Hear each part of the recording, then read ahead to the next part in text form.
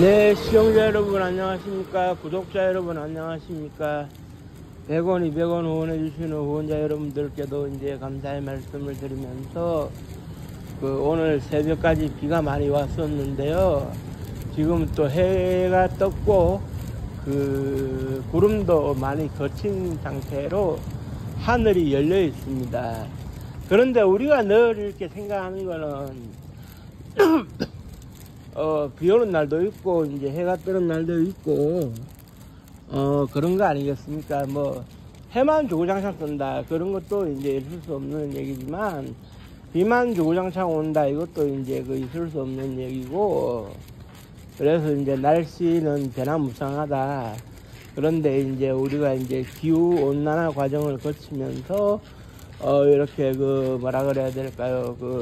이상 기온 현상으로 인해 가지고 여러 가지가 참 많이 힘들고 많이 이제 피곤한 상황인데, 뭐 그래도 이제 우리는 또 살아가야 되니까, 인간이라고 하는 것은 환경을 지배하다 보면 또 적응의 동물이라고 하니까 적응하는 데는 뭐 그렇게 뭐 어려움은 없겠다. 서서히 또 적응이 되면 또 그에 맞는 대비책을 세우면서 살아갈 수 있지 않을까, 이제 그런 생각을 하게 되고요. 지난 한 주 동안 일본과 미국을 가서 정상회담을 하고 돌아온 이재명 대통령이 주말에 지금 휴식을 취하고 있는데요. 뭐라 그래야 될까요? 미국의 하두는 그거예요. 트럼프 대통령의 하두는 이미 언급이 됐습니다만은, 미군이 전 세계에 나가 있는데 미군의 도움으로 보호를 받는 국가들이 나토를 중심으로 해가지고 일본이나 한국이나 이렇게 대만이나 그런 국방비를 제대로 투여하지 않는다. 미국만 속된 표현으로 생고생을 하고 있는데 이거 어쩔 거냐, 뭐 이런 논리. 그래서 지금 현재 현실적으로 이제 트럼프 대통령이 이제 얘기한 것이, 우리와 동맹을 맺고 있다면 예산의 5%까지 이제 국방비를 올려라 이렇게 얘기를 하고 있어요. 그래 지금 우리나라의 경우에 이제 2.8%를 국방비에 이제 쏟아붓고 있는데, 트럼프가 5%대로 이제 올려달라고 하니 올려주긴 올려줘야 될 거예요. 이면에는 이제 불필요하게 이제 돈이 이제 더 추가될 수 있는 그 지점에 대해서는 결국 트럼프 대통령이 원하는 것은 미국의 무기를 더 사라. 그래 이제 F-35 계열 전투기의 경우를 예로 든다면 미국에서는 너무 비싸고 이제 좀 부담이 된다. 그래 정부 효율부 장관이었던 머스크가 장관이던 시절에 그런 35 시리즈를 더는 구매를 못 할 것 같다 이렇게 해가지고 이제 이제 생산이 되어질 수 있는 부분에 대해 가지고는 모조리 이제 해외 판매 부분으로 돌려가지고 유럽도 사게 하고 일본도 사게 하고 한국도 사게 하고, 그런 가운데 우리는 전투기가 늘 부족하니까 F-35 계열을 사겠다, 우리한테 팔으라고 해서 미국이 좀 기분이 흐뭇한 상황이에요. 자기네들 무기를 이제 사주는 거니까네. 간단한 저기는 아니죠. 근데 이제 역사적으로 볼 것 같으면 이런 게 있어요. 과거에 전쟁을 할 때는 국채라는 걸 팔았거든요. 전쟁국채라고 하는 걸. 그래 이제 전쟁국채라고 하는 것은 이제 팔아가지고 이제 전쟁 비용을 조달하는 건데, 전쟁 비용을 조달함에 있어가지고 이제 사간 사람들에게, 국가라든지 개인이라든지 사간 사람들에게는 어떻게 되느냐, 전쟁에서 이기면은 이제 원금도 돌려주고 그 다음에 이제 이자까지 쳐가지고 계산해주는 방식이었는데, 그것은 과거에는 통했어요. 왜냐하면 승자가 전리품을 가질 수 있기 때문에 그 전리품으로서 그런 뭐라 그래야 됩니까, 그런 국채를 대갚아주는 이런 시스템이 가능했어요. 그래서 이제 어떻게 되느냐 하면은 그 프랑스, 그 유명한 그 보나파르트 나폴레옹이 유럽을 석권할 당시에 영국에서 넬슨 제독이라든지 이런 육상병력과 해군병력이 합세를 해서 프랑스를 공격할 때 전쟁국채를 영국의 그 국가 경제 수준만큼 전쟁국채를 발행했는데 이걸 로스차일드 가문이 사고 이후에 영국이 승리를 함으로써 이제 로스차일드 가문은 엄청난 기간에 걸쳐서 나눠받기로 하면서 그런 그 원금과 이자, 그것도 이자 같은 경우에는 어떻게 되겠습니까? 그 경제적 부가가치가 매년 올라가는 지점에서 환산이 되어져 가지고 이렇게 그 받을 수 있으니까 얼마나 그 장땡이겠어요. 물론 로스차일드 가문의 입장에서는 영국이 패하고 그런 그 보나파르트 나폴레옹이 유럽을 석권하는 상황이라고 한다면 10원짜리 하나 못 건지겠죠. 그거는 이제 예측 가능한 도박이에요. 전쟁에서 누가 이길지를 예측을 해가지고 이제 도박을 거는 상황이니까 알 수가 없죠. 그래 이제 러일 전쟁 당시에, 일러 전쟁 당시에 일본은 영국의 유대인을 통해 가지고 전쟁국채를 팔았는데 그때 당시에 그 승리로 가져가면서 이렇게 그 일본이 동북아시아 지역에서 우뚝 서게 되고, 그리고 전쟁국채를 사간 그 당사자라고 할 수 있었던 그 유대인들도 이제 재미를 보게 되는 상황, 뭐 그런 상황. 사실 그러나 저러나 이제 그때 당시에는 이제 그 국내 이제 총생산에 해당되는 그 나라의 국민이 얼마나 먹고 사느냐의 그때 당시에 기준점이라고 할 수 있어서 GNP가 있어요.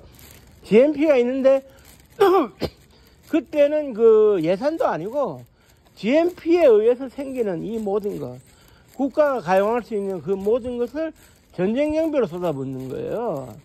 이기면 대박이고 지면 그냥 뭐 국가가 주저앉을 정도로.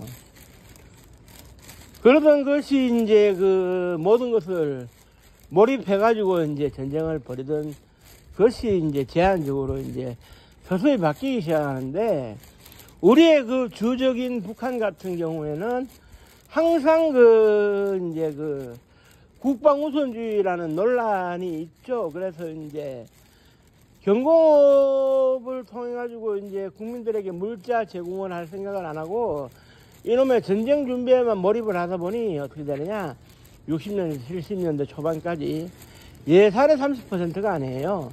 GNP의 30%를 국방비로 쏟아붓는데 어떻게 경제가 발전하느냐, 그렇다고 국방 분야에서 뭐 성과가 나오느냐, 안 나오더라. 그 뭐 두 마리 토끼를 다 못 잡는 현실.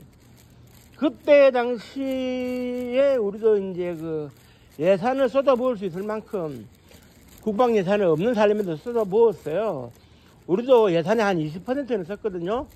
그런데 이제 경제도 일떠서고 군사력도 이제 자주국방이 되는 상황. 그거는 땀과 노력이죠. 땀과 노력이 배신을 안 하니까. 그렇게 이제 과도하게 국방비 경쟁을 벌이던 시절이 엊그제 같은데, 지금은 다 전 세계가 제한적으로 국방비를 쓰고 있어요. 그리고 이제 북한 같은 경우 어떻게 되느냐, 우리의 경우에 약 한 660조 정도가 이제 매년 예산안에 책정이 되는데, 북한은 10분의 1도 안 되는 12조 원으로 겨우 이제 살림을 살아가고 있거든요. 실제로 북한이 살림을 살아가는 데 있어가지고 경제적 뒷받침이 되려면 그의 2배, 24조 원 정도가 필요하다는 것으로 이제 결론은 났는데, 문제는 이제 예산이 부족하니까 실제 투입될 수 있는 예산은 절반밖에 안 되는 현실에서 북한이라고 하는 국가가 돌아가야 되고 평양이라고 하는 도시가 돌아가야 되는 문제에 있어가지고 급한 것도 해야 되고 하다 보면, 뭐 예를 들면 원산 갈마지구에 최신식 물놀이장 건설 뭐 이렇게 김정은이 하지 않습니까? 그러면은 그거다 돈이 어디서 나오겠습니까? 없는 살림에 국방비를 축소시키는 수밖에 없어요. 거기에다 북한이 지금 핵전력을 가지고 있습니다만은, 아마 북한의 핵전력이라고 하는 것도 예산의 40~50%는 쏟아부을 수 있어야 이제 그 관리가 가능할 텐데, 그걸 북한이 과연 할 수 있겠느냐.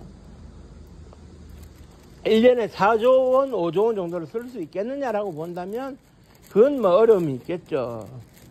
그 북한이 뭐 이미 그런 뭐랄까요, 화폐 경제에 있어가지고 김일성의 얼굴이 그려진 화폐가 가치가 없는 상황이 이제 전개가 되고 있는데, 그런 상황 하에서 이제 뭘 바랄 수 있느냐 하면 바랄 수 있는 게 없다 이거죠. 우리도 지금 당면하는 과제가 이제 그 예산의 5%가량을 국방부에 쓰겠다고 이제 트럼프하고 약속을 했는데, 이 약속이 이제 지켜지느냐는 그 이재명 대통령이 어제 달렸다고 볼 수는 있어요. 어제 달렸다고 볼 수는 있지만, 뭐, 그래도 이제 어떻게 되겠습니까? 어쨌든, 국제적인 신뢰관계의 약속이니까 지켜야 되겠죠.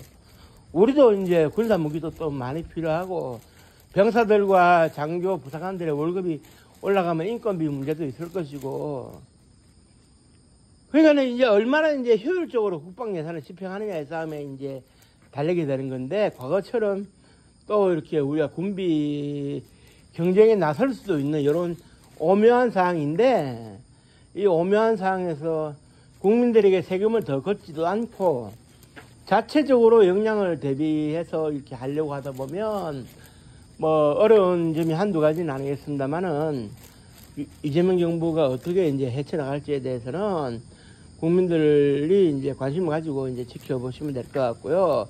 실질적으로 내년 1월 달에 발효가 되는 내년도 예산안에 이제 국방비가 어떻게 편성이 되느냐를 보면 알 수 있을 것 같습니다. 그래서 이제 9월 달 정기국회에서는 내년도 예산안을 또 새로 짜야 되는 입장이고, 밀고 당기기를 여야가 해야 되는데, 여기서 이제 국방비 문제가 어떻게 될는지는 지켜보시면 될 것 같고요.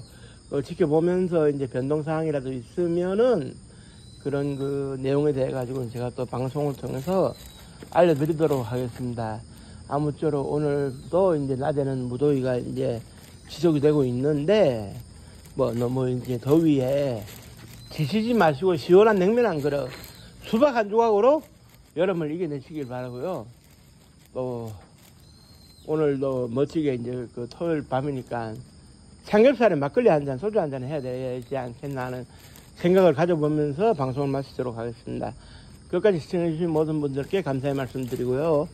이왕 시청해주셨으면 구독 한 번만 눌러주시고 하시면 고맙겠다는 말씀 전해드리면서 오늘 방송을 마치도록 하겠습니다. 감사합니다. 고맙습니다.